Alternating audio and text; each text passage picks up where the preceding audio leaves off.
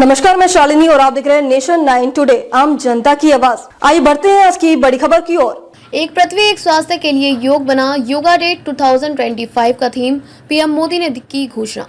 प्रधानमंत्री नरेंद्र मोदी ने रविवार को घोषणा की कि इस वर्ष के अंतर्राष्ट्रीय योग दिवस की थीम एक पृथ्वी एक स्वास्थ्य के लिए योग है। उन्होंने कहा कि यह दिन एक भव्य उत्सव का रूप ले चुका है।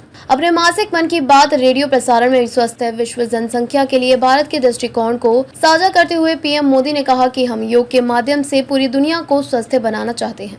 प्रधानमंत्री ने कहा कि फिटनेस के साथ साथ गिनती करना भी एक आदत बनती जा रही है। उन्होंने लोगों के ऐसे उदाहरण दिए जिसमें वे एक दिन में उठाए गए कदमों, खपत की गई कैलोरी और बर्न की गई कैलोरी की संख्या पर नजर रखते हैं। उन्होंने कहा इन सब के बीच एक उल्टी गिनती शुरू होने वाली है। अंतर्राष्ट्रीय योग दिवस की उल्टी गिनती, अब योग दिवस के लिए 100 दिन से भी कम समय बचा है।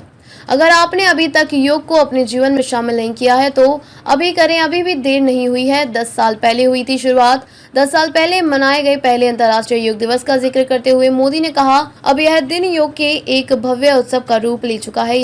यह भारत की ओर से मानवता को दिया गया एक ऐसा अनमोल तोहफा है जो अब आने वाली पीढ़ियों के लिए बहुत उपयोगी होने वाला है।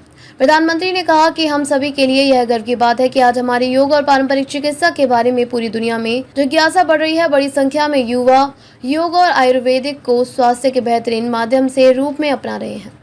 चिली का उदाहरण देते हुए उन्होंने कहा कि दक्षिण अमेरिका देश में आयुर्वेद तेजी से लोकप्रिय हो रहा है। पीएम ने कहा कि पिछले साल ब्राजील की अपनी यात्रा के दौरान मैंने चिली के राष्ट्रपति से मुलाकात की थी। आयुर्वेद की लोकप्रियता के बारे में हमारी काफी चर्चा हुई थी। दुनिया भर में आयुष प्रणालियों की तेजी से बढ़ती लोकप्रियता और प्रमुख हितधारकों के योगदान को स्वीकार करते हुए उन्होंने कहा कि मुझे सोमोस इंडिया नामक एक टीम के बारे में पता चला है। स्पेनिश में इसका मतलब है हम भारत हैं। यह टीम लगभग एक दशक से योग और आयुर्वेद को बढ़ावा दे रही है। उनका ध्यान उपचार के साथ साथ शैक्षणिक कार्यक्रमों पर भी है। वे योग और आयुर्वेद से जुड़ी जानकारी का स्पेनिश में अनुवाद भी करवा रहे हैं। मोदी ने कहा, अगर हम पिछले साल की बात करें तो उनके असंख्य कार्यक्रमों और पाठ्यक्रमों में लगभग 9000 लोगों ने भाग लिया था। मैं इस टीम से जुड़े सभी लोगों को उनके प्रयासों के लिए बधाई देता हूँ।